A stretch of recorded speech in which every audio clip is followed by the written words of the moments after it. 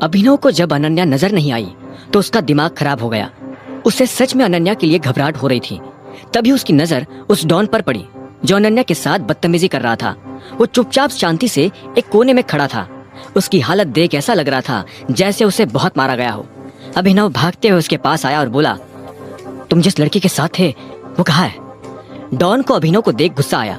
उसने अभिनव को मारने के लिए अपना हाथ बढ़ाया ही था कि इतने में अभिनव ने उसका हाथ मरोड़ा और उसकी गर्दन दबोच ली। जब डॉन को लगा कि वो अभिनव की गिरफ्त से नहीं छूट सकता तो उसने कहा, चिराग उसे अपने साथ ले गया है।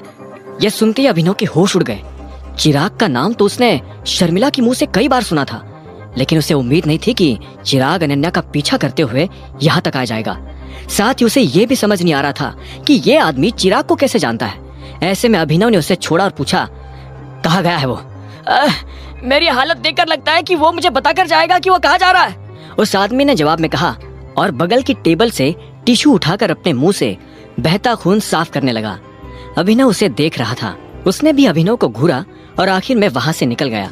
अभिनव चाहता तो उसके ऊपर और दबाव बनाकर उसे कम से कम चिराग के बारे में जानकारी ले सकता था, लेकिन वो इस वक्त एक पब्लिक प्लेस में था और ऐसे में वो किसी की नजर में नहीं आना चाहता था।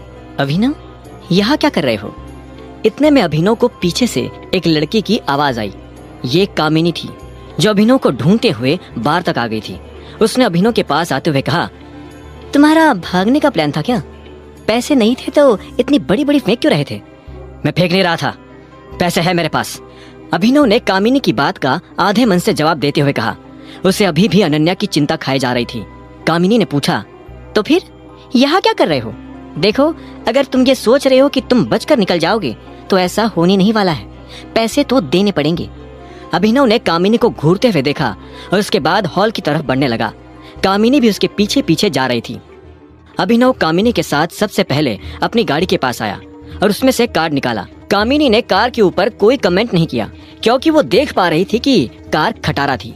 बाहर से देखने पर वो गाड़ी कबाड़ लगती थी और अभिनव यही चाहता था। वो दोनों फिर से अंदर आए और रिसेप्शन की तरफ बढ़ने लगे। वहां पर पहले से एक वेट्रेस खड़ी थी। उसने अभिनव को बिल थमाते हुए कहा, 5 लाख। ये अमाउंट सुनते ही अभिनव के होश उड़ गए। ऐसा उन लोगों ने क्या खा लिया था जो इतना ज्यादा बिल आया? इससे पहले कि वो आगे कुछ कहता, इतने में कामिनी ने उसके मजे लेने के लिए कहा, क्या हुआ? बहुत ज्यादा है, नहीं पे कर पाओगे? मुझे तो लगता है कि तुम्हारे खाते में 500 रुपए भी नहीं होंगे। इतने में वहां खड़ी एक और लड़की ने कहा, उस टाइम तो बड़ी बड़ी फेंक रहा था, अब हवा निकल गई बेचारे की। यह सुनते ही अभिनव ने उस लड़की को पलट कर देखा। फिर उसकी नजर कृतेश पर पड़ी